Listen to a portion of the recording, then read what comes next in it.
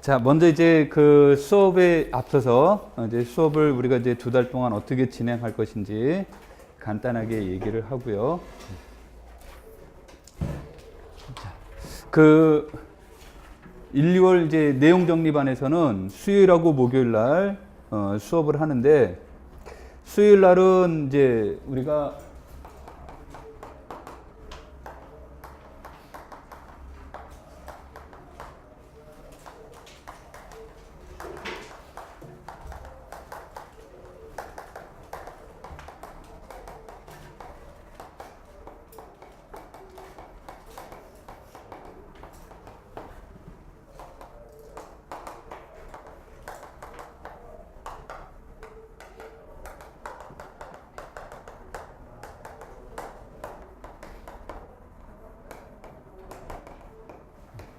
수업 내용은 일단 이제 내용 정리반은 여기 칠판에 써놓은 것처럼 강의 진행 순서는 이렇게 진행을 할 거라는 얘기예요.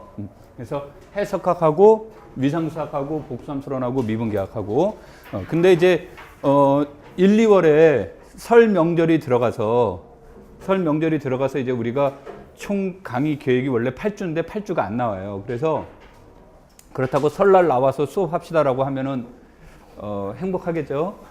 그래서 이제 설 때는 수업을 못해요. 그래서 보강을 잡아야 될 것 같은데, 지금은 이제 보강 계획은 아마 여러분들이 통상적으로 월화가 일반적으로 교육학이 들어가 있어서 월화는 못할 것 같고, 그래서 금요일 날 정도로 내가 2번 정도로 강의 계획을 짜고 있어요.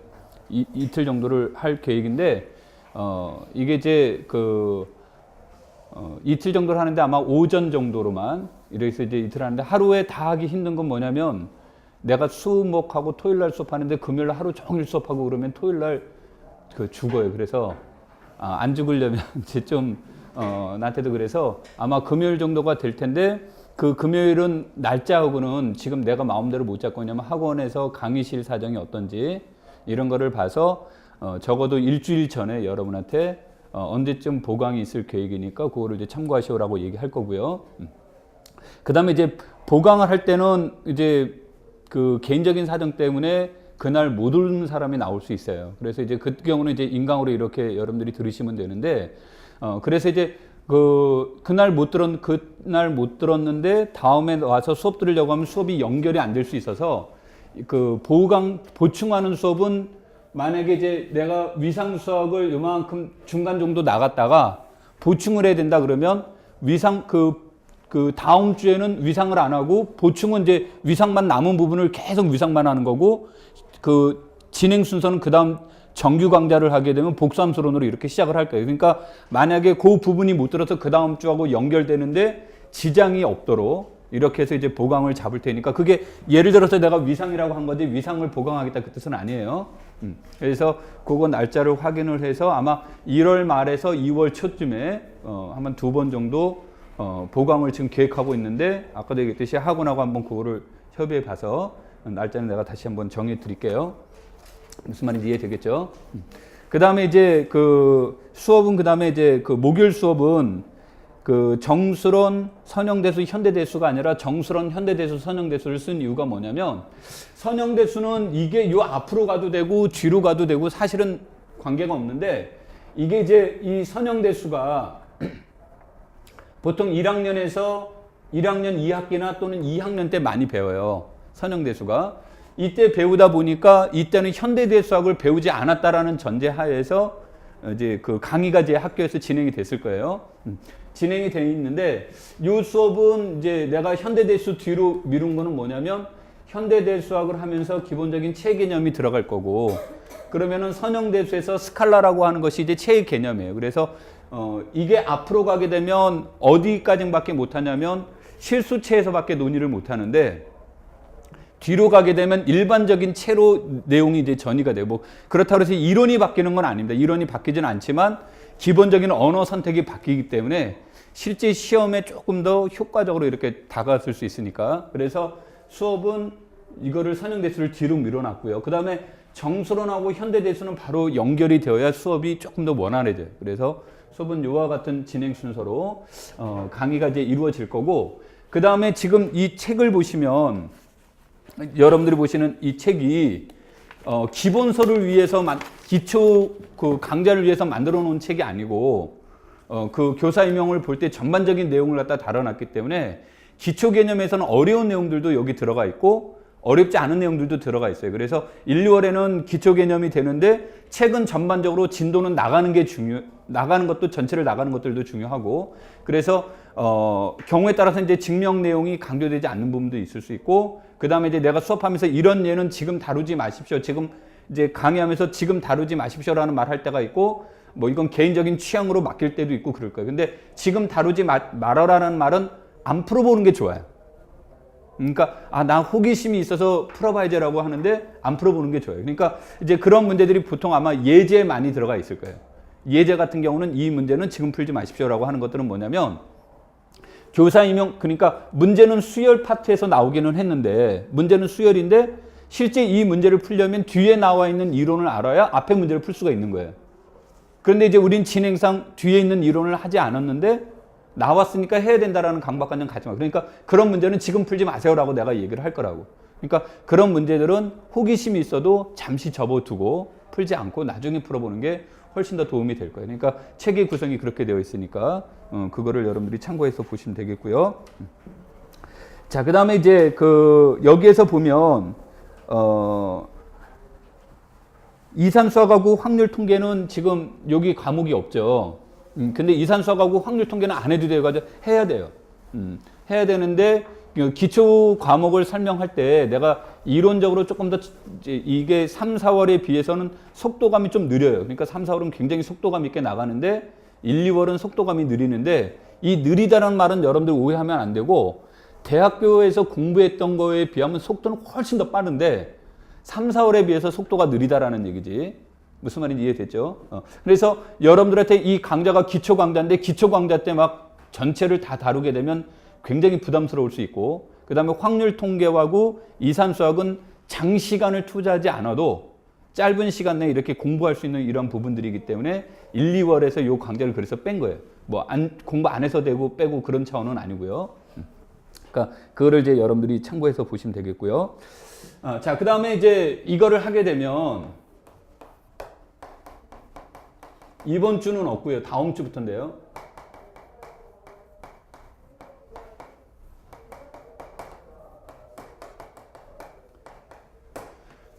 매주 수요일 방과후 수업을 진행을 할 거예요. 그러니까 방과후가 수어프 이게 참 언어가 어렵대. 수어프 수업. 이건 뭐냐면 그냥 세미 스터디예요. 세미 스터디. 그러니까 세미 스터디를 하게 되는데 이거는 이제 내가 여러분한테 복습의 개념입니다. 복습의 개념인데 과거에는 복습이라고 해서 이제 숙제지를 내주고 이렇게 내가 받아가고 하는 형식으로 강의를 이렇게 진행을 했는데 이게 뭐 개인적인 관리도 어렵지만 관리 문제가 아니라 본인의 문제가 돼서 조금 이거를 그것보다는 조금 더 압박을 가하는 게 좋겠다. 그래서 뭐를 하냐면 내가 어떤 관련된 문제들을 풀어보십시오라고 이거를 카페에다가 아마 올려놓을 거예요. 매주 금요일 날. 매주 금요일 카페에다가 이렇게 문제지를 올려놓으면 여러분들이 그 문제지를 수요일 날 와서 내가 이렇게 이제 조를 짜놓으면 그 조 내에서 그걸 가지고 자기가 문제를 푼 거 가지고 서로 이제 토론해보고 맞춰보고 하는 거예요. 그게 이제 그런 의미에서 수업 수업이 내가 강의한다는 뜻이 아니고요. 그래서 그 수업이 이루어지게 되고 그 수업이 이루어지는데 그 안에서 문제가 해결될 수도 있고 문제가 해결되지 않을 수도 있겠죠. 그래서 문제가 해결되지 않는 건 이제 저한테 질문을 하시면 돼요. 그럼 이제 내가 그것에 대해서 해결하는 데 이제 도움을 주고 그 다음에 이제 내가 이거 리포트 용지를 오늘 억지로 안 갖고 왔는데 내일 주려고 이제 그때 하는 양식 리포트 양식하고 그 다음에 조 짜는 문제는 내가 내일 다시 해드릴 테니까 그래서 수업은 이렇게 하는데 이거는 내가 특별한 말 없으면 아마 1시간 내에 모든 문제가 해결될 수 있도록 그러니까 문제량을 막 많이 한다기보다는 공부했던 거 복습하는 차원 그러면서 이제 정리해보고 하는 차원에서 문제를 할 거니까 난이도가 그렇게 높은 문제는 아니겠지만 복습한다는 차원에서 여러분들이 이걸 하시고 예년에는 내가 참여하지 않은 사람은 하기 싫은 사람은 참여하지 마십시오 그랬는데 가능하면 다 참여하세요. 뭐 이게 크게 뭐 여러분한테 부담 주는 그런 거는 아니니까 그래서 이렇게 하시고 그 다음에 목요일 날은 교과기억론을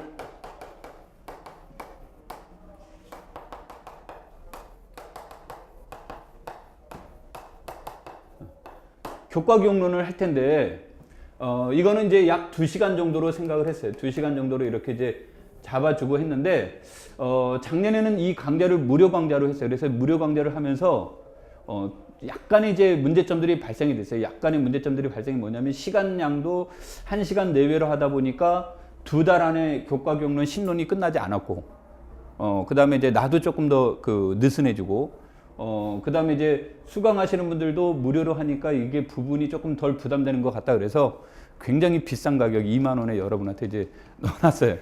이거 이제 그걸 한 건 뭐냐면 나도 돈 받았으니까 하는 것들도 있지만 여러분한테도 자기가 돈 내고 들었으니까 조금 더 집중하라는 의미에서 그래서 아마 여러분들한테 요 강좌를 해놨으니까 여러분들 요걸 하시고 심론 같은 경우는 아마 시험 보기 전까지 여러분들이 계속 봐야 될 내용들 중에 하나니까 그걸 참고로 해서 그래서 처음에는 소프 수업을 목요일로 잡을까 했다가 교과 경론하게 되면 여러분들이 너무 늦게 집에 갈 것 같고 그래서 소프 수업은 수요일로 잡고 이거는 이제 목요일 날은 이걸로 하는데 이때는 수요일 날 하는 거지만 실질적인 여러분들한테 스터디 내용은 수목 2개가 다 들어가는 거예요. 그러니까 수요일 날 했던 내용하고 목요일 날 했던 내용이 이날 이제 그래야 이제 다 커버가 되니까 그래서 그와 같은 방식으로 수업이 진행될 테니까 여러분들이 이걸 참고로 하시면 될 겁니다. 그래서 전반적으로 이제 이렇게 진행이 될 거고요. 그 다음에 이제 우리 책의 목차를 잠깐 읽어볼게요. 목차를 보시면 목차에서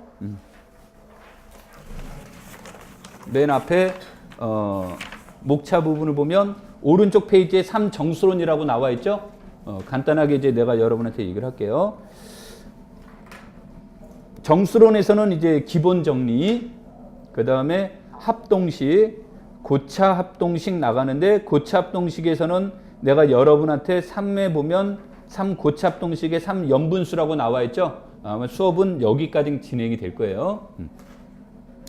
자, 그 다음에 이제 4패례 방정식이라는 부분은 아마 여러분들이 지금 교사임용 시험에는 안 나왔었지만 나중에 여러분들이 이런 거를 봐주면 이게 이제 현대대수하고도 연결이 되는 부분이 있는데 지금까지 거의 모든 책들이 직접 연결시켜서 쓴 책들은 없으니까 정수론은 정수론으로만 끝내고 현대대수는 또 현대대수대로 답이 나오는 과정 없이 그냥 막 쓰고 그랬어요. 그런데 그것을 풀이하는 해법인데 연분수를 이용해서 풀이하는 해법이에요. 해법 중에 하나인데 이거는 이제 아마 우리가 1, 2월에는 내가 강의를 안 할 거고 그 다음에 5와 6에 보면 완전수와 피타고라스의 세수라는 말이 나오죠. 이거는 아마 내가 이거를 푸는 기회가 있다면 이건 아마 문제풀이반밖에 없어요. 그러니까 특별히 강의할 내용은 없지만 여러분들이 상식적으로 읽어보는 건 도움이 될 거예요. 그러니까 뭐 문제가 이론이 어렵거나 그렇지 않습니다. 어렵지 않고 그래서 저 친구 만나 그랬는데 안 나오고 있다 그러면 그때 심심할 때 요거 읽어보면 시간 가는지 모르고 그만큼 재밌어요. 자, 그 다음에 이제 해석학을 보시면요. 해석학은 실수의 완비성, 수열, 함수의 극한, 연속함수, 미분, 리만적분, 무한급수, 함수한급수 다 나갑니다. 다 나가는데 아까도 얘기했듯이 이 중간중간 부분에 아마 내용은 다 나가요. 그러니까 뭐 어느 내용은 빼먹고 어느 건 안 합니다. 이런 건 없어요. 내용은 여기 거는 다 해야 되기 때문에 다 나가는데 아마 예제 부분이 좀 달리 이렇게 진행이 될 테니까 참고를 하시면 되겠고요. 위상수학은 이것도 이제 위상수학도 위상수학, 위상적 동영사상, 거리공간, 분리공간 그래서 연결공간 이렇게 나와 있는데 아마 강의는 분리공간까지 나가게 될 거고요.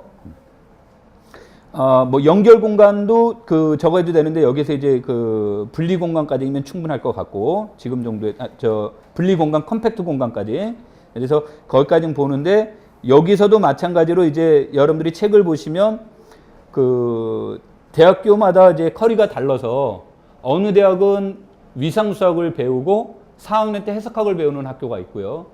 어느 대학은 2학년 때 해석학을 배우고 3학년 때 위상수학을 배우는 학교가 있고 그래요. 그러니까 이게 대학마다 틀린데 이 지금 강좌는 1, 2월 강좌는 이 책에 있는 것에서 가장 많은 참고한 책은 뭐를 참고를 많이 했냐면 그 해석학 입문이라고 그래서 이종근 노정학 선생이 쓴 책이 있어요.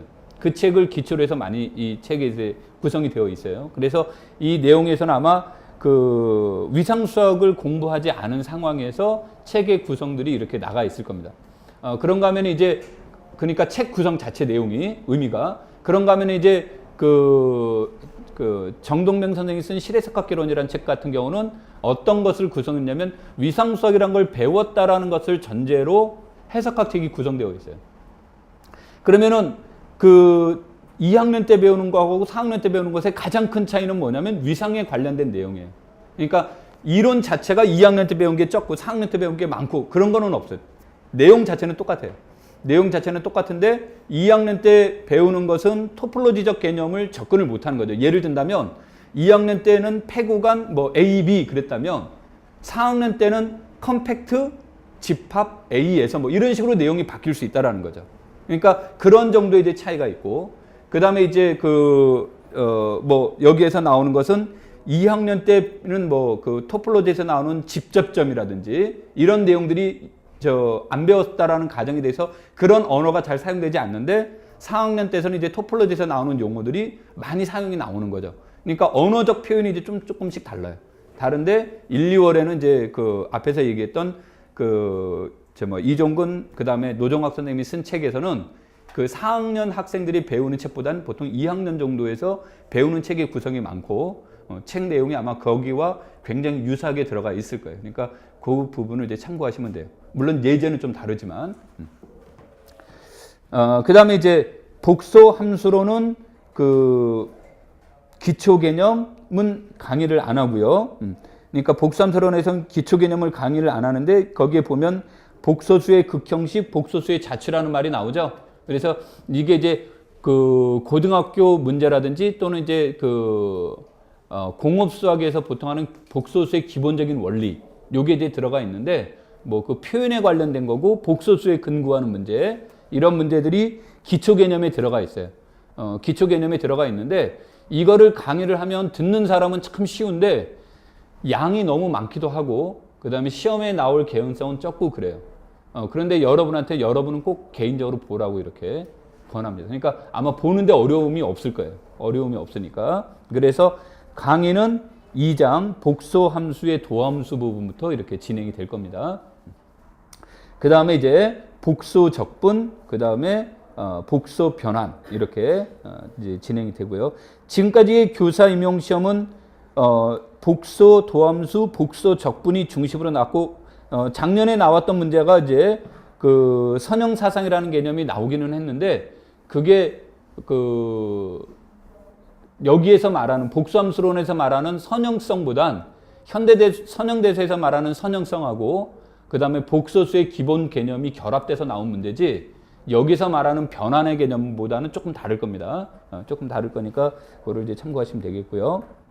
그 다음에 현대대수는 군환체를 나가는데요. 다 내용은 나가는데 아마 여기에서 강의는 1장 군론, 2장 환론을 중심으로 나가고요. 체로는 아마 전반적인 흐름을 중심으로 이렇게 강의가 진행이 될 거예요. 자, 그 다음에 거기까지 이제 미분기하학은 정칙곡선, 정칙곡련이 나오는데 여기에서는 요 두 가지는 다 요것도 같이 나갑니다. 그래서 요거 내용들을 여러분들이 이제 참고를 하시면 되겠고요. 그 다음에 1, 2월을 공부를 할 때는 여러분한테 권하고 싶은 건 뭐냐면 절대 조급하게 공부하지 말라는 거예요. 그러니까 조급하게 하지 말라는 말이 뭐냐면 1, 2월에 그래 나는 이제 진짜 처음 시작하는 거니까 열심히 해야지 그래가지고 이제 열심히 한다고 했다가 1, 2월에 지쳐버리고 그 다음에 이제 못하는 경우가 나올 수 있고 또 1, 2월에 내가 지금까지 공부한 양이 적기 때문에 이해 못하는 부분이 많이 발생할 수가 있어요.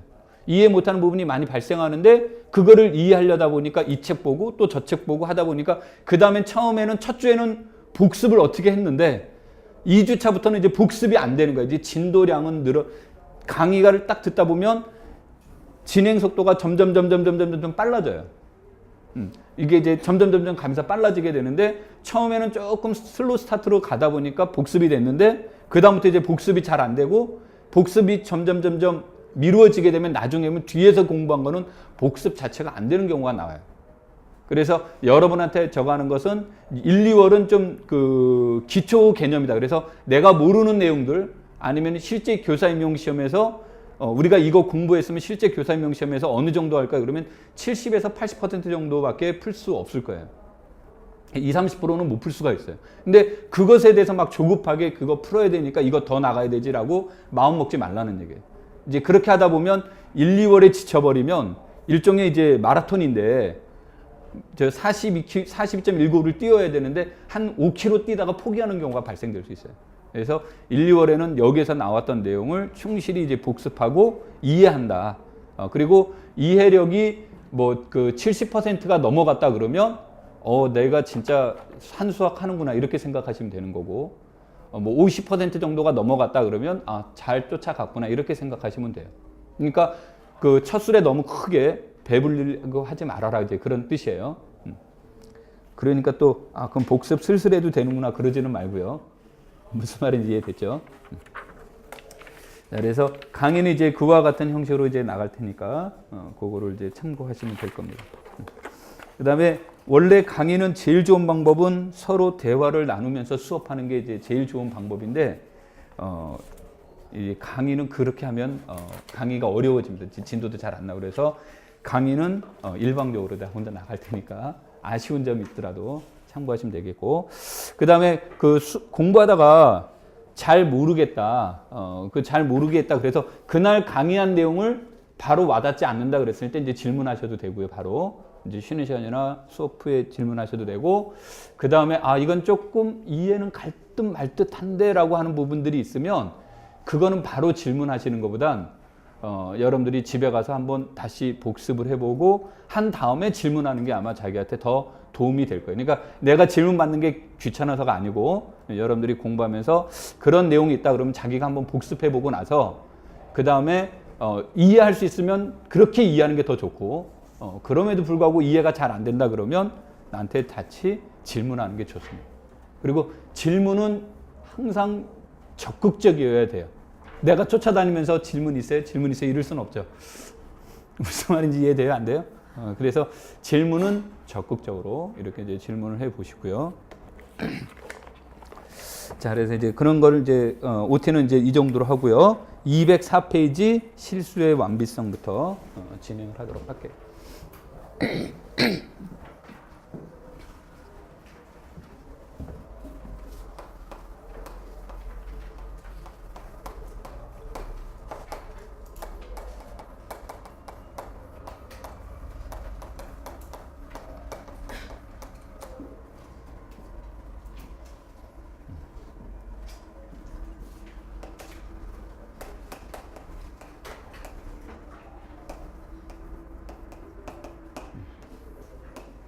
자, 이제 브루바케라는 사람이 있는데 내가 저 브루바케라는 분이 쓴 책을 읽다가 눈물을 굉장히 많이 흘렸어요. 감동을 해서 흘린 게 아니고 아무리 읽어도 잘 이해가 안 돼서 그래서 이제 지도교사한테 이게 독일어인 것 같아서 잘 모르겠습니다. 읽어도 잘 모르겠네요. 그러고 얘기를 했더니 막 웃으시더라고. 그래서 왜요? 그랬더니 불어야 그러더라고. 그래가지고 이제 했더니 나중에 그 저 영어 번역본으로 이제 책을 해서 보곤 했었는데 이 브루바케라는 분이 그 여기다 쓴 것은 뭐냐면 이분은 모든 수학을 하나의 구조의 틀로 만들어 놓으려고 했어요. 그래서 수학의 구조라는 것은 세 가지 구조가 있다라고 이제 주장을 했어요. 그래서 수학의 이제 구조는 여러분들이 모든 해석학책을 보면 지금 내가 말하는 게 나오는데 단지 언어 표현이 다를 뿐이에요. 언어 표현이 이제 다를 뿐인데 수학에는 세 가지 구조가 있다. 그래서 첫 번째로는 대수적 구조, 순서 구조, 위상적 구조가 있다. 그래서 수학에는 이 세 가지 구조가 있는데 이 대수적 구조라는 말은 쉽게 말하면 집합과 이항연산 관계가 있는 것을 말해요. 집합과 이항연산 관계. 그런데 이제 해석학적인 용어로 해석을 하면요. 체의 개념을 얘기를 해요. 체의 개념. 체의 개념을 얘기하는데 우리가 실해석학이니까 얘기를 한다면 실수는 덧셈에 대해서 닫혀 있고 실수는 덧셈의 결합법칙이 성립되어 있고 실수는 덧셈의 항등원 0이 있고 실수는 덧셈 역은 뭐 A에 대한 마이너스 A가 있고 실수는 덧셈의 교환법칙이 성립되죠. 그래서 일반적으로 이걸 덧셈 가환군이다 뭐 이런 말을 쓰는 거고 그 다음에 곱셈에 대해서 닫혀 있고 곱셈의 결합법칙이 성립되고 곱셈의 항등원 1이 존재하고 0을 제외한 곱셈 역원이 존재하고 곱셈의 교환법칙이 성립하죠. 그 다음에 실수는 좌우 분배 법칙이 성립되죠. 그래서 지금 내가 말한 것을 일반적으로 체라고 얘기를 해요. 그래서 실수는 이러한 것을 만족하기 때문에 책을 보시면 해석학 책을 보면 꼭 실수체라는 말이 그래서 나와요. 이 말을 이제 브라바키식의 언어로 쓴다면 대수적 구조를 지니고 있다. 이런 얘기를 하는 거고. 그 다음에 이제 순서 구조라는 말은 이제 여러분들이 언어에서 나타났듯이 순서 관계가 있는 집합. 그래서 이제 순서 관계가 있는 것을 얘기를 하는데 이 두 가지를 동시에 만족하는 것을 우리는 순서체라고 얘기를 해요. 그래서 순서체라고 하는 것 중에 대표적인 것이 유리수. 이제 유리수도 마찬가지로 유리수는 덧셈에 대해서 다 찍고 다 성립이 되죠. 그 다음에 실수가 이제 여기에 해당이 되죠. 그 다음에 이제 위상적 구조라는 말은 뭐냐면 이제 그 브루바키식 언어를 표현하면 원근 관계가 있는 거라고 표현이 있어요. 원근 관계가 있는 건데 이거를 이제 나는 재해석해서 뭐라고 하냐면 거리 개념이 있는 거다. 거리 개념. 우리가 여러분들이 토폴로지에서 보시면 토폴로지에서는 거리 개념을 디스턴스라고 안 하죠. 메트릭이라는 표현을 쓰죠. 이게 이제 언어 차이는 뭐냐면 디스턴스는 우리가 살고 있는 세계에서의 거리 개념이고 그것을 무엇해 놓은 거예요. 그 개념을. 추상화 시켜 놓은 거기 때문에 디스턴스라는 언어를 쓸 수가 없어서 메트릭이라는 표현을 쓴 거죠. 일종의 거리 개념이 있는 거. 그런데 이제 여러분들이 보면 복소수는 체가 돼요. 복소수는 두 점 사이에 거리 개념이 있죠. 그러니까 복소수는 체와 거리는 있어요. 유리수는 체도 되고 순서 집합도 되는데 유리수에서는 거리 개념이 없어요. 유리수에서는 왜 없죠?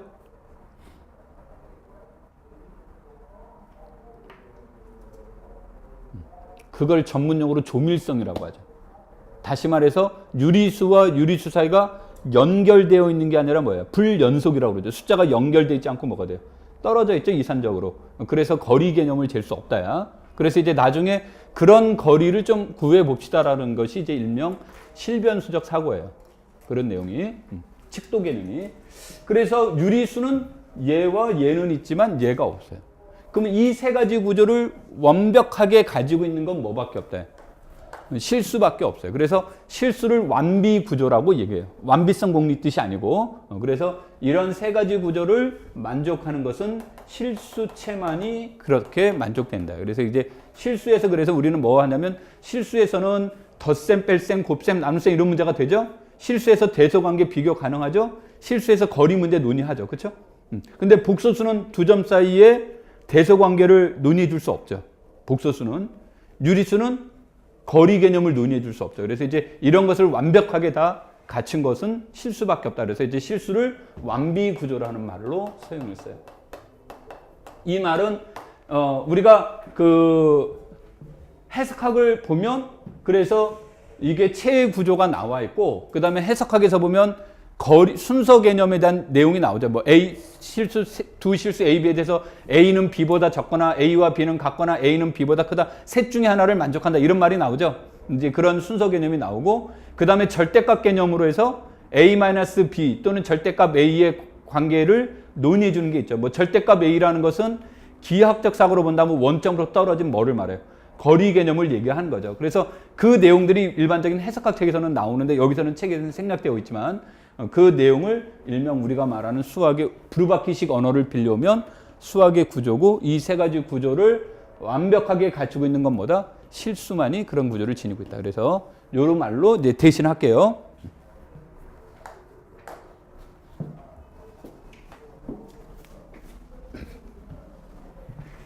자, 그 다음에 이제 정리 1.1.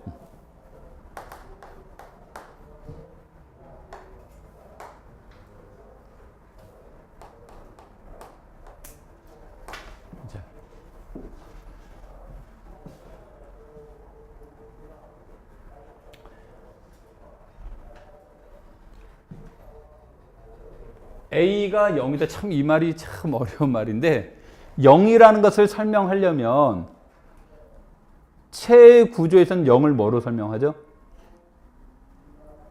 덧셈의 항등원으로 얘기하죠. 어떤 수 더하기 0은 뭐다?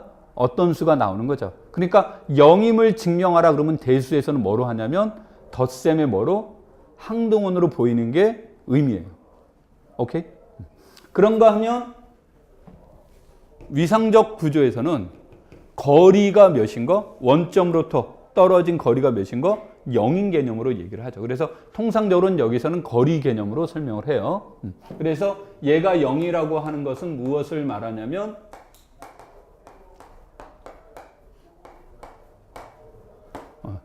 원점부터 떨어진 거리는 0보다 뭡니까?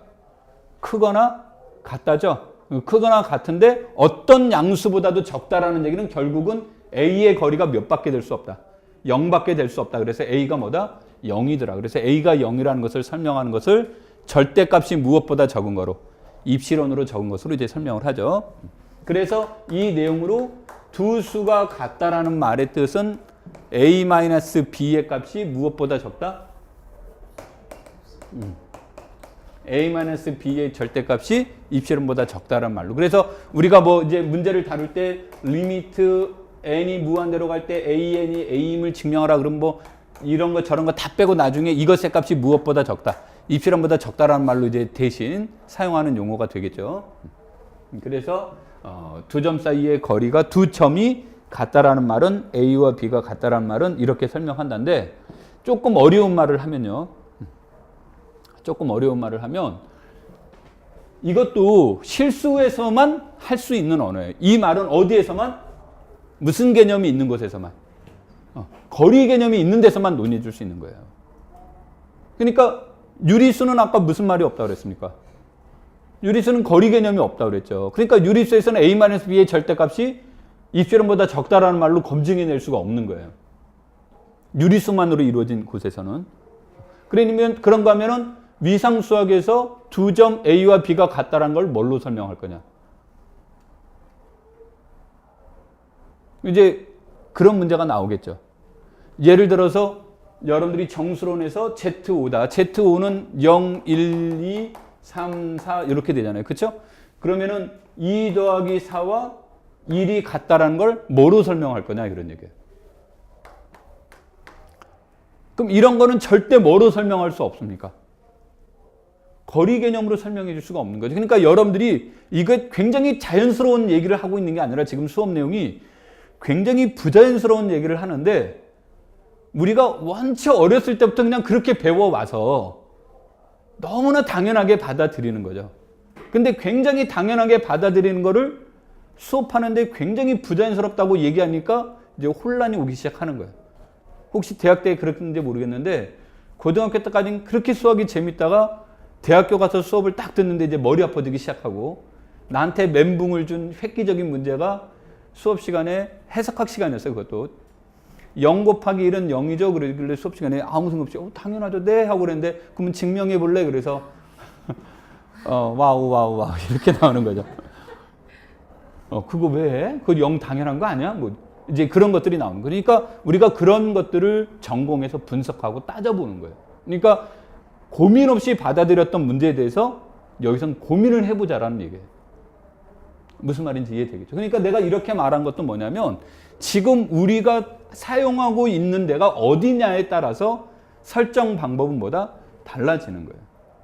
그러니까 토폴로지 가면 또 이 내용이 성립이 안 돼요. 그래서 여러분들이 책을 볼 때는 그냥 봤던 내용을 고민해보면서 이 내용을 보게 되면 책이 훨씬 더 재밌어져요. 머리 아파지는 게 아니라 막 재미를 느끼려고 하죠. 이런 건 이제 결국 뭐로 하는 거예요? 대수적으로 얘기하는 거죠. 뭐 모듈러를 가지고 설명하든 뭐로 설명을 하든. 자, 그래서 내가 이 얘기를 하는 건 보통 현대대수하고 해석학은 사람들이 아예 별개의 과목이다라고 생각해서 고민을 안 해요. 둘을 비교해보자 그런데 뭐가 되냐면 해석학에서 공부했던 내용이 토폴로지로 설명하려면 이상한 현상이 나타나기 시작해요. 왜냐하면 해석학이 전체인 것 같지만 토폴로지 입장에서 본다면 해석학은 토폴로지의 스페셜한 경우란 말이에요. 그러니까 그를 보다 아까도 했지만 디스턴스라는 단어를 안 쓰고 그래서 뭐라고 쓰는 거예요? 메트릭이라는 언어로 접근하는 거고 토폴로지에서는 항상 메트릭이 존재하는 건 또 아니에요. 그러니까 그때마다 표현 양식이 뭐가 돼요? 달라지겠죠. 그래서 둘이 같다라는 것을 정의하는 방법도 나올 때마다 여러분들이 관심을 가져야 돼요. 오케이? 뭐 우리가 중학교에서 뭐 지금 이제 중학교에서 안 배웁니다만 중학교에서 집합할 때 아이들이 되게 어려웠던 것 중에 하나가 A는 1, 2, 4. 그 다음에 B는 A 제곱 마이너스 1. 뭐 이렇게 이루어질 때 A 인터섹션 B가 뭐 2가 되는 정수 A를 구하시오. 뭐 이런 문제가 예를 들어서 나왔다라고 보자야. 뭐 이렇게 쓸까? 여기다가 3 이렇게 썼다고 보자야. 이렇게 딱 써놓고 나면 아이들이 이 문제를 딱 보는 순간 에이 선생님 참 이게 아니지. 선생님 문제 틀렸는데요. 이런 말이 나온다는 거죠.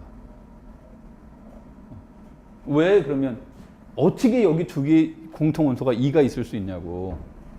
이건 뭐예요? A가 2라는 것을 생각하는 게 아니라 A라는 문자만 보는 거죠.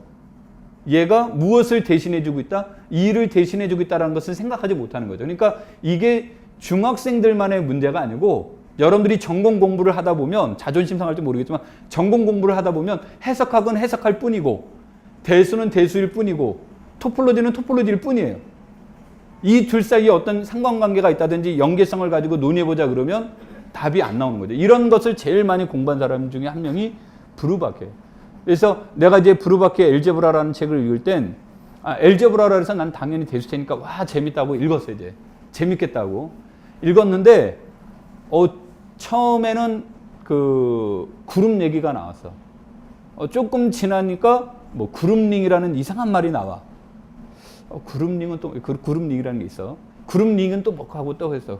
그 다음에 이제 조금 재미를 느끼려고 하는데 토폴로지가 나와. 그래서 토폴로지를 조금 볼까 그랬더니 EDR이 나와. 그 다음에 조금 봤더니 다시 또 토폴로지가 나와. 그러니까 이 책이 내 반은 대수고 반은 엘제브라야. 그러니까 막 이 두 개의 언어를 가지고 전체 밑그림은 대수인데 그 안에 이그젠플이나 모델들을 토폴로지 모델을 갖다 끌고 오는데 이것도 이제 우리가 보통 토폴로지 하면 뭐가 돼요? 그 전체 집합과 공집합은 타우의 멤버에 되고 타우 속의 멤버들의 임의의 유년은 타우의 멤버에 되고 타우의 멤버들의 파이나이트 인터섹션이 타우의 멤버이면 타우는 위상이라고 한다. 뭐 이런 말이 나온다라고 한다면 브루바키 책은 그렇게 안 나오고 전체 집합과 공집합은 타우의 멤버다. 타우의 멤버들의 임의의 교집합은 타우의 멤버다. 타우의 멤버들의 파이나이트 유니언은 타우의 멤버다. 다르네. 이건 뭐냐면 브루바키라는 사람은 패집합으로 토폴로지를 생각한 거야. 그러니까 이게 이제 그거를 이해하는데 꽤 시간이 걸렸죠. 이제 나는 머리가 좋아서 금방 이해를 했습니다만 이래 얘기하면 재수 없지. 그래서 내가 논문 쓸 때 이 브루바키 책이 너무 재밌어서 내가 대수지만 토폴로지를 여기다가 집어넣어야 되겠다. 진짜 멋있다. 그래가지고 막 썼다가 전부 다 이게 삭제당했어요.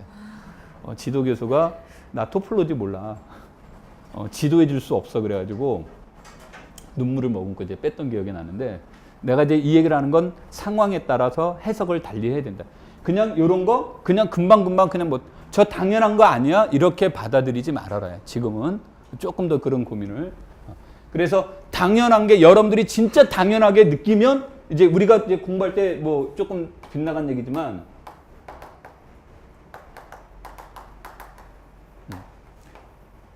공부하다 보면 이런 단어 많이 봤죠? 공부하면서 가장 황당한 단어 세 가지가 뭡니까? It is trivial, it is clear, C2 exercise. 봤어요? 안 봤어요? 증명은 C2 exercise 뭐 이렇게 나와 있잖아. 그럼 exercise 보면 증명됩니까? 그래서 이제 이게 뭐냐면 공부하면서 이제 우리 농담처럼 한 게 여기에 인간성 좋은 사람들은 다 보인다 그래서 뭐가 보이는데 그랬더니 속지 말자 트리비얼, 다시 보자 트리비얼. 이 트리비얼이라는 용어가 절대 간단한 언어가 아니에요. 근데 트리비얼을 언제 진짜 트리비얼하게 받아들여야 돼? 자기가 트리비얼하다고 느끼게끔 받아들일 땐 트리비얼이 되는 거예요. 근데 이제 하다 보면 교수님들이 자, 이거 클리어 하죠? 그런 거 같아. 네 하고 넘어가. 그리고 시험 보는데 답안지 쓰니까 it is clear. 그랬더니 틀렸다고 그러지. 자기는 분명히 강의할 때 클리어라고 써놨는데 점수는 안 주죠. 이건 뭐냐면 저자나 가르치는 교수의 입장에서 클리어한 거지 여러분 입장에서 클리어한 게 아니거든.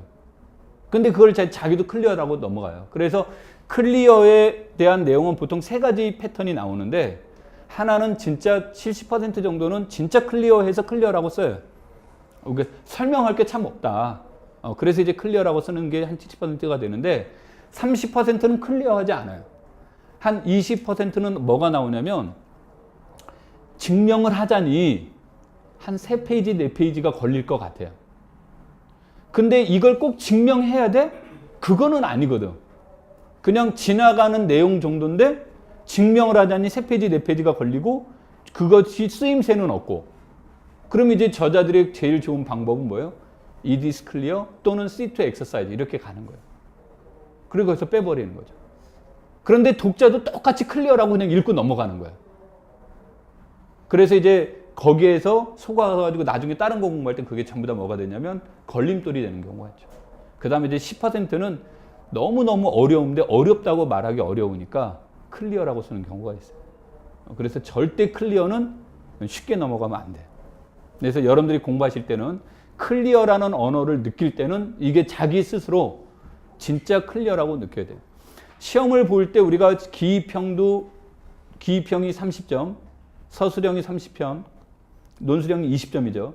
근데 이제 이 기입형은 객관식도 들어갔지만 객관식은 뭐도 가능합니까?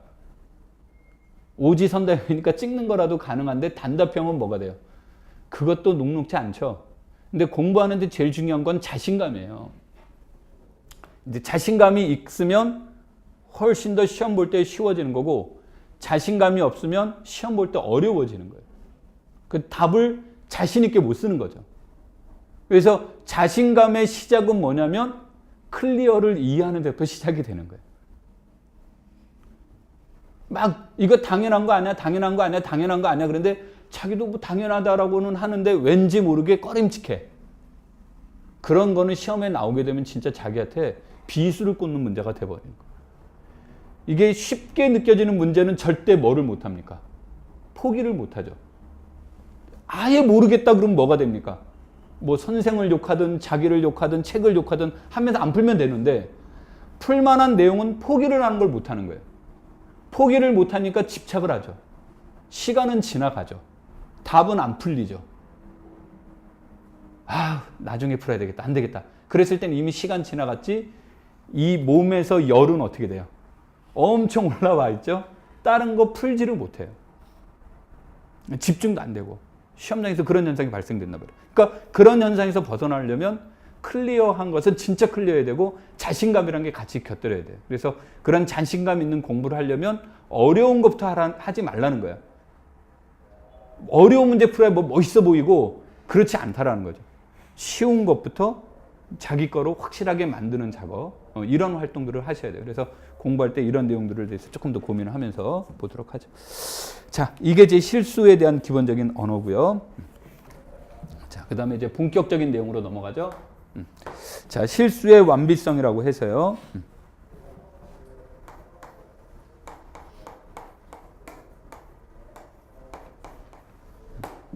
X를 공집합이 아닌 실수의 부분 집합이라고 하자. 자, 그랬더니 정의 1.3에 대한 내용을 하는 겁니다. 하자 그랬더니 여기에서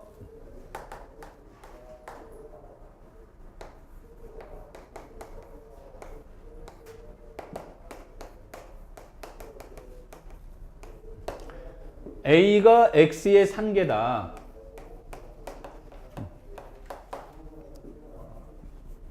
X가 A의 상계라고 하는 말은 무엇을 얘기를 하냐면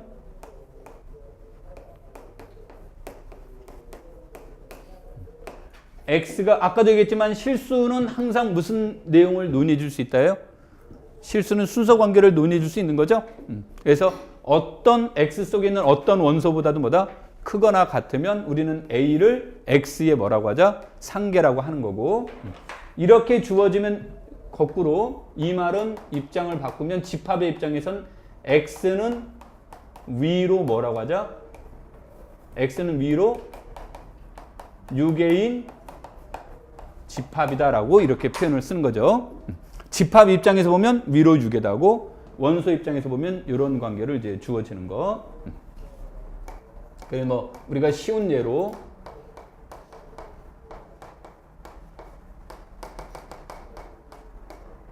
x를 이렇게 놓게 되면 우리가 뭐 여기에서 보면 뭐 101, 102 이런 것 등등은 대해서 뭐가 되냐면 모든 x에 대해서 x는 무엇보다 101보다 x는 102보다 이런 관계가 이루어진다죠. 그래서 이러한 것들은 x의 뭐가 돼요? 상계에 해당이 되겠죠. 이 말은 내가 이렇게 이제 쓴 말은 상계는 일반적으로 유일하다, 유일하지 않다.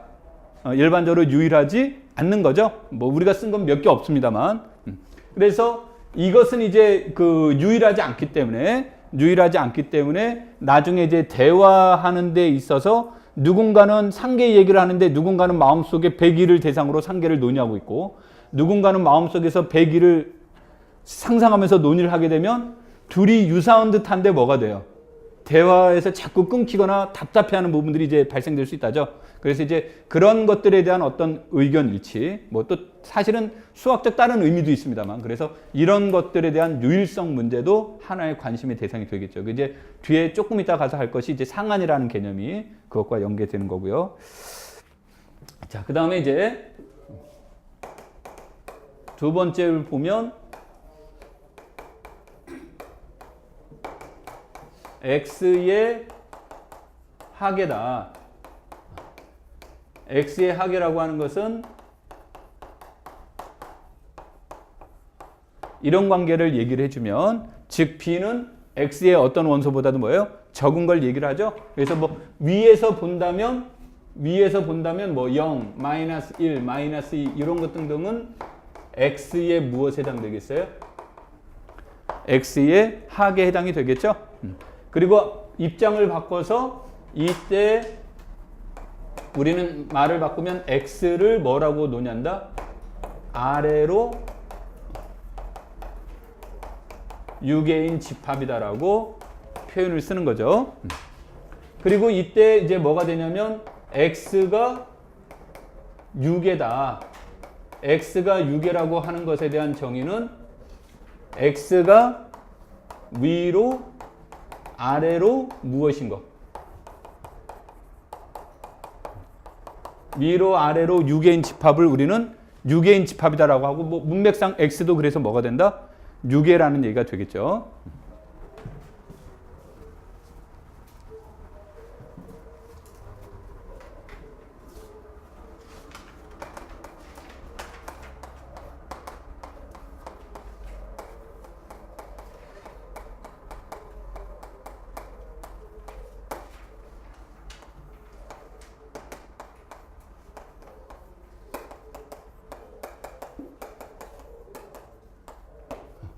알파가 위로 6개인 집합이라는 얘기는 무엇이 존재한다는 것을 얘기하는 겁니까?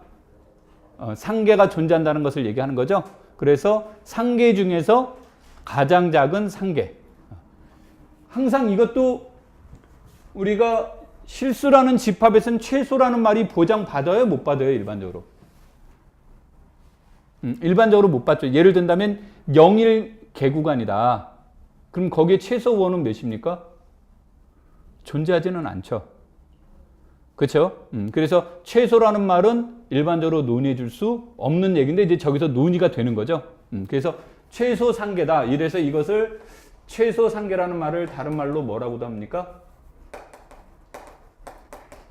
상한이라는 표현을 쓰죠. 상한이라는 표현을 쓰고 이제 나는 수업하면서 숲이라는 말로 쓸게요. 그래서 숲이 알파다. 자, 그러면은 뭐 이것을 뭐 리스트 어퍼 바운드 뭐 이런 식으로 이제 쓰기도 하지만 최소 상계라고 얘기하는 것에 대한 정의는 두 가지 조건을 만족해야 되는데 첫 번째로는 알파가 x의 뭐가 된다? 상계라는 거죠. 알파가 x의 상계라는 뜻이니까 x와 알파의 관계는 이런 관계에 있다는 뜻이 되겠죠.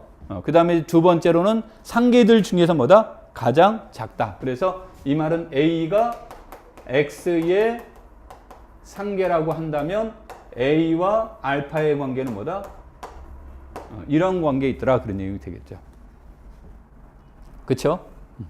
근데 이제 이론적으로는 요거예요. 이건데 실전에서는 이게 별로 이제 효과적이지 못합니다. 그래서 이제 실전으로 넘어가게 되면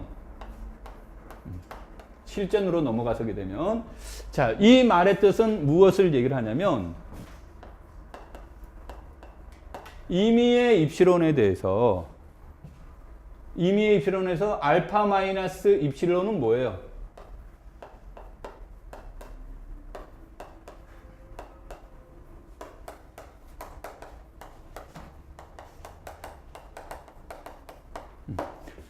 알파는 상계들보다 항상 뭐라고 그랬습니까?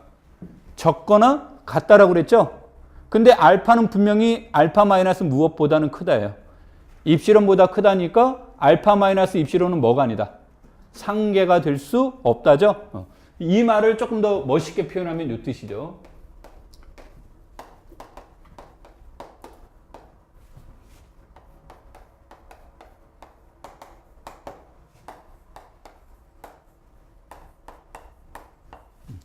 이런 관계를 만족하는 무엇이 반드시 존재한다? X가 존재한다. 됐죠? 여기에서는 여러분들이 등호 관계를 굉장히 조심하셔야 돼요. 여기에는 등호가 안 들어가 있죠? 그 다음에 여기에는 뭐가 들어가 있어요? 등호가 들어가 있죠? 오케이? 그래서 알파 마이너스 입시론은 상계가 아니다고. 상계가 아니라는 말은 얘와 얘 사이에 X라는 원소가 반드시 뭐다? 존재하더라. 이게 이제 상계의 뜻으로 이용이 되죠.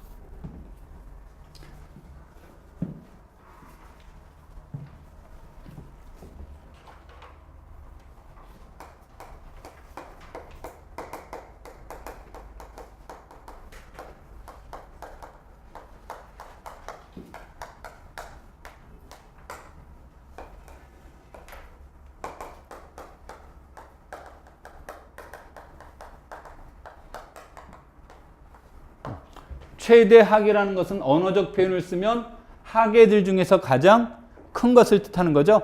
그래서 이 표현 대신에 우리가 통상적으로 뭐라고도 쓰냐면 하한이라는 말을 쓰기도 하고, 그 다음에 이거 뭐 greatest low bound라는 말을 쓰기도 합니다만 우리는 수업 시간에는 inf 뭐로 쓰겠다? x로 이렇게 표시를 할게요.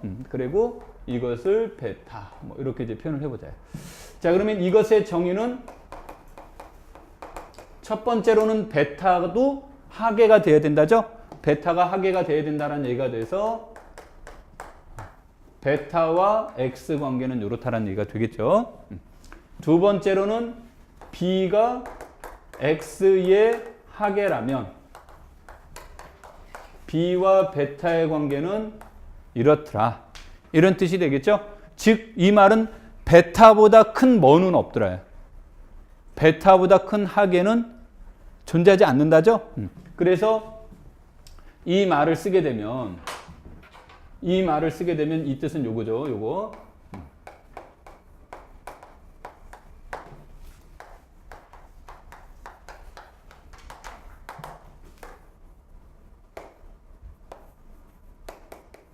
얘는 무엇이 아니다요.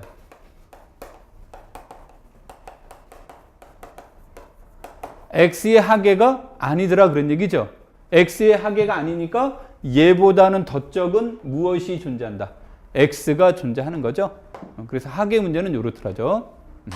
근데 이제 나중에 절대값 문제를 논의할 때 당연한 거는 이게 노란색이 밑그림인데 당연한 얘기는 요건 당연하죠.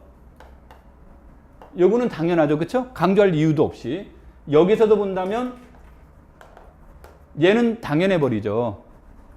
그렇죠? 그러니까 요 문구를 본다면 얘가 요 문구로 표현해 준다면 x 알파 얘의 색관계가 x 마이너스 알파의 절대값이 무엇보다 적다.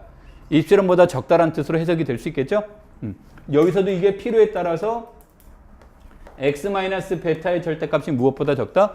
입실험보다 적다란 뜻으로 해석될 수 있죠. 그래서 나중에 이제 극한 문제와 연관이 된다면 빨간색으로 사용이 돼요.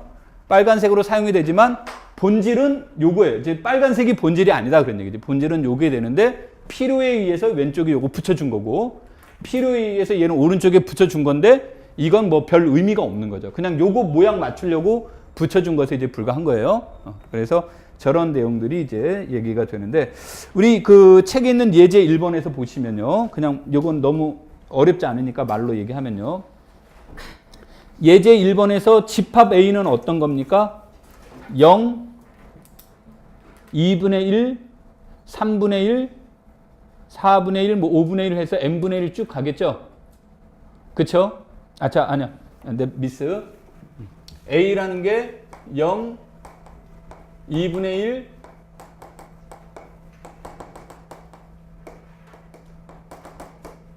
이렇게 가는 집합이죠, A가. 예제 1번에서, 그쵸? 이렇게 되니까 여기에서는 우리가 이제 직관적으로 하한이 몇이라는 걸 알 수 있습니까? 하한은 0이고 상한은 1인데 하한은 요 안에 들어가 있고 상한은 여기에 원소가 되지 않죠. 얘는 6개인 집합이 되는데 그런가 하면은 B라는 집합은 0, 1 개구간은 상한은 0이고 상한은 1이고 하한은 0이죠. 그리고 이때 둘 다 어디에 안 들어가 있다? B에는 들어가 있지 않다라는 뜻이 되겠죠. 자, 그 다음에 이제 보시면 완비성 공리는 좀 뒤에서 보고요. 다음 페이지를 보시면 정의 1.8에서 보시면요. 어떤 말이 이제 나오게 되냐면 X가 실수 전체 집합에서 집합 아래 공집합이 아닌 부분 집합이라고 하자. 그래서 X가 위로 6개가 아니면 수분 뭐가 된다? 무한대로. X가 아래로 6개가 아니면 인풋은 뭐냐? 마이너스 무한대인데 이거는 별로 관심이 없는데 그 당구장 표시 그 아래 거를 보면 이런 게 나오는 거죠.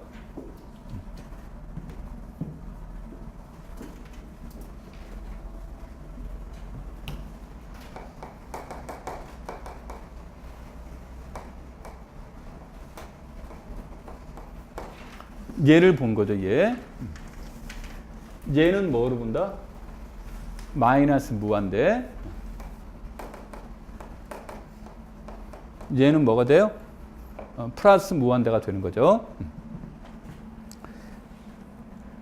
자, 그래서 거기에서 책에서는 공집합 파이에 대하여 R의 모든 원소가 상계이므로 숲 파이는 마이너스 무한대이다.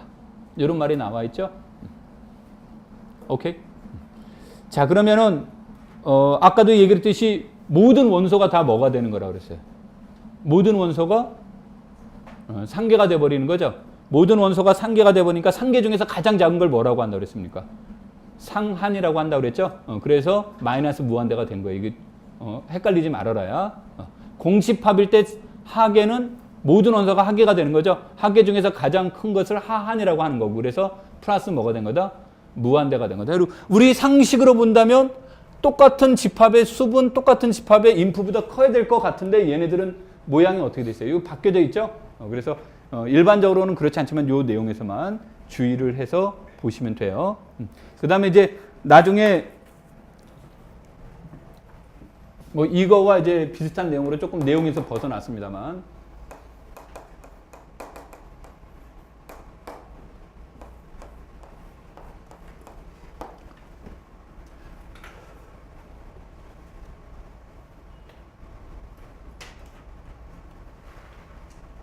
이거 어떻게 증명하죠?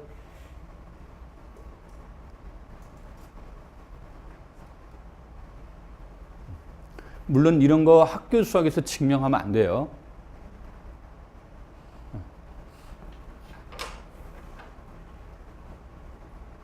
그래서 우리가 책을 볼 때 곳곳에서 이런 표현들이 많이 뭐 우리가 이거 다 뭐로 봐요? 이게 당연하게 받아들이죠? 증명하라고 그러면 이게 뭐가 돼요? 안 당연하던 거죠, 이게. 그래서 이건 이제 증명은 그 무엇으로 증명하는 거냐면 우리가 명제에서 보시면 P면 Q라는 명제가 있죠. P면 Q라는 명제는 얘가 되잖아요. 그쵸? 얘가 되는 거니까 이 명제에서 P가 거짓이면 이 명제는 무조건 뭐예요? 얘가 거짓이면 not P니까 참이 돼서 이 전체 집합은 참인 명제가 돼 있죠. 그러니까 얘가 참인 명제가 될 때 우리 얘가 거짓이면 그 다음에 얘는 참이고 얘가 참이래도 참이고 그렇지만 P가 거짓이면 이 명제도 전체 명제는 뭐가 된다? 참이더라. 그래서 이거를 이제 증명하는 방법 중에 하나로 이렇게 증명을 하죠.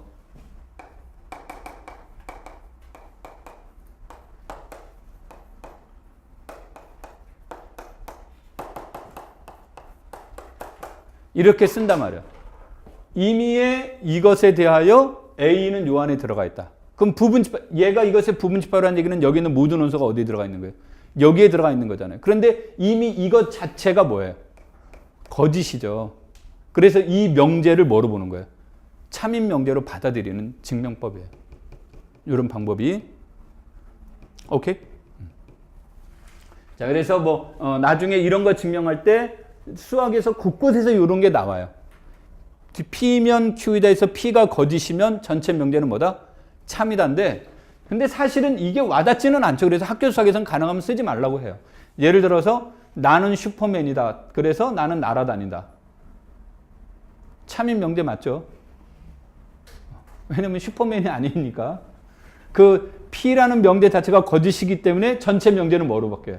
참인 명제로 바뀌는데 이거를 듣는 사람이 볼 때는 정신 나간 사람이죠.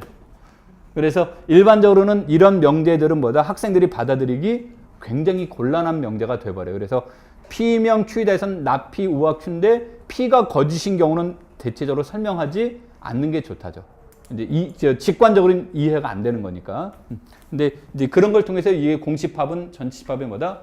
부분집합이다를 이제 증명하는데 우리가 증명하다 보면 저런 원리가 곳곳에서 나오고 특히 해석학보다는 어디에서 나오냐면 위상수학에서 저런 이제 증명 원리가 많이 나옵니다. 자, 그다음 다시 책으로요. 정리 1.7로 나가죠. 정리 1.7 바로 위에 공리, 완비성 공리라는 게 나와 있죠.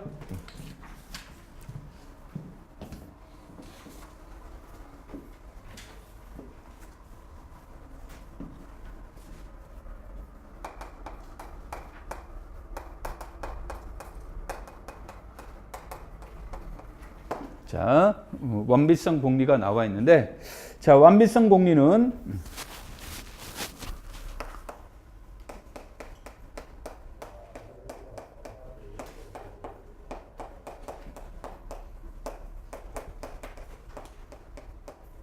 X가 위로 6개인 집합이면 반드시 무엇이 존재한다요?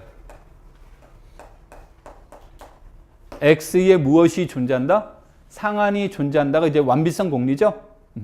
그래서 이게 완비성 공리가 되면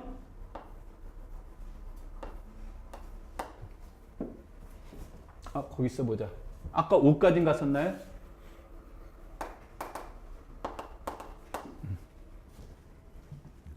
이게 로마 문자 쓸 때는 이거죠.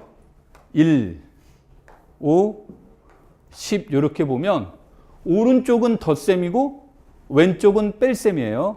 그래서 난 학교 다닐 때 이거 가지고 굉장히 헷갈렸는데 4 그러면 5에서 2를 빼서 얘는 몇이에요?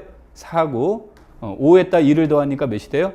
6. 그 다음에 더하면 7. 또 뭐 누군가는 이거 2 빼기 5에서 마이너스 3인데 그러시지 말고 그래서 이제 x에다가 2를 빼줬다. 10에서 2를 빼주니까 9. 2를 해주면 뭐 11 이런 형태가 되겠죠. 뭐 15 이런 식으로. 자, 다시 이렇게 이제 주어진 얘가 완비성 공리라고 하는 거라고 한다면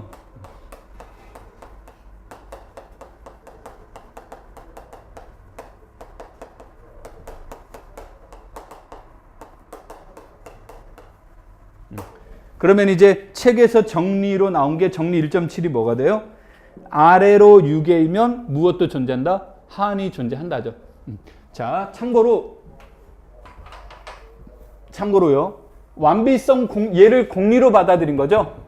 공리로 받아들였기 때문에 얘를 증명할 수 있는 거고, 또 어떤 책을 보면 아래 거를 공리로 잡아놓고 얘를 증명하시고 나올 수가 있어요. 그러니까 공리를 뭐로 잡았느냐에 따라서 위에 게 얘가 정리가 될 수도 있는 거고, 얘를 공리로 보면 아래 게 뭐가 되는 거예요? 정리가 될 수 있는 거예요.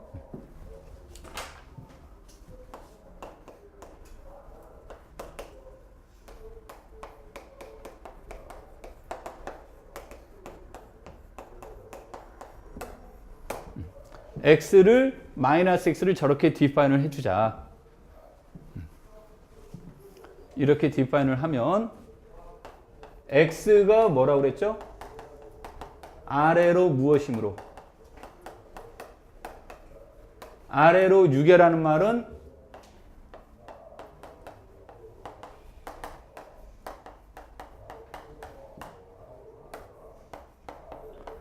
이런 관계를 만족하는 무엇이 존재한다요? b가 존재한다죠? b가 존재하니까 저 말은 마이너스 b는 무엇보다 크거나 같대요? 마이너스 x보다 크거나 같다죠. 따라서 마이너스 b는 x의 뭐가 돼요? 마이너스 b는 x의 상계가 되는 거죠. 상계가 되니까 완비성 공리에 의해서, 즉 상계가 존재한다라는 마이너스 x의 상계가 되는 거죠. 마이너스 x의 상계가 되니까 마이너스 x가 위로 6개인 집합이면 반드시 뭐가 존재한다 그랬어요? 상한이 존재한다 그랬죠? 그래서 완비성 공리에 의해서 무엇이 존재할 거냐면 숲 얘가 존재하는 거죠. 이거를 우리는 그냥 표현법상 얘를 뭐라고 놓자? 마이너스 베타라고 놓자, 그런 얘기죠. 그쵸? 이 말은 즉 모든 x에 대해서 마이너스 x는 무엇보다 적거나 같다요? 마이너스 베타보다 적거나 같다죠? 그래서 베타가 무엇을 뜻한다? 얘를 뜻하는 거죠? 즉 베타는 뭐다? 하계라는 얘기죠. x에. 또 b가 x의 하계라 하면, 그럼 우리의 목적은 무엇을 증명하는 게 목적이에요? 하계라고 하면 아까 우리가 뭐가 되는 거? 이런 관계를 증명을 해주면 b가 하계 중에서 뭐가 되는 거다? 베타가 가장 크다가 되는 거죠. 그럼 얘가 바로 인프가 되는 거죠. 얘가 인프 무엇에 해당돼요? x에 해당이 되는 거죠. 그래서 무엇만 증명해보자? 이런 관계를 설명하자죠. 자, 이거라고 하면 마이너스 b는 마이너스 x의 무엇이었어요? 상계라고 한다 그랬죠. 이 앞에서 증명을 했죠. 상계가 되므로 마이너스 베타는 무엇보다 적거나 같다요? 마이너스 b보다 적거나 같다죠. 왜냐하면 마이너스 베타가 뭐였어요? 상계 중에서 가장 적다고 그랬으니까. 그래서 이런 관계가 되고, 이 말은 b가 무엇보다 적거나 같다? 베타보다 적거나 같다가 되겠죠. 따라서 베타가 바로 우리가 말하는 x의 무엇에 해당된다? 하한에 해당되더라, 그런 얘기죠. 그래서 위로 6개인 게 상한이 존재한다는 공리를 완비성이라고 한다면 아래로 6개인 건 반드시 뭐가 존재한다? 얘가 존재한다가 돼서 나중에 문제 풀 때 여러분들이 책을 보면, 그래서 얘를 증명했다, 이것에 관련된 문제를 증명했다, 그럼 얘를 증명을 안 해버려요. 얘를 증명 안 하고 그냥 뭐 자명하다 또는 연습문제 참고하라, 이제 이런 말이 나오는데, 얘를 증명했다면 얘를 증명하지 않는 가장 큰 이유 중에 하나는 똑같은데 x 대신에 뭐로 바꿔놓고 나서 문제를 풀어버리면, 마이너스 x로 놓고 문제를 풀면 이것을 풀 때와 내용이 모든 게 다 뭐다? 동일해져 버리죠. 그래서 보통 하나는 생략하게 되는데, 그런데 여러분들은 문제 푸실 때 이런 거 꼭 연습해 보는 게 좋아요. 그러니까 항상 출제를 할 때 A, B는 당근, B는 당근, B는 당근 하고 쭉 시험 봤는데, 지금 시험제 뭐가 나오냐면 B를 증명하시오. 그렇게 딱 나오면 뭐가 됩니까? 순간 얼음이 되는 거죠. 그래서 이제 여러분들이 저런 거는 이제 연습해 보는 게 좋아요. 됐죠? 저런 게 이제 뭐를 여러분을 향상시키냐면 자신감을 향상시키는 이제 연습이 돼요. 저런 거를 해 나가면서. 그래서 증명할 때 이제 제일 문제되는 것 중에 하나가 뭐냐면, 증명하시오 그러면 이제 사람들이 나 증명 잘 못하는데 거기만 들어가면 작아지는데, 이제 이런 내용들이 나오는데, 그것의 이제 첫 번째 단계는 이런 것을 연습하는 데부터 출발하는 거니까 하시면 될 거예요. 자, 좀만 쉬었다가 아르키메데스부터 이제 본격적으로 들어갈게요.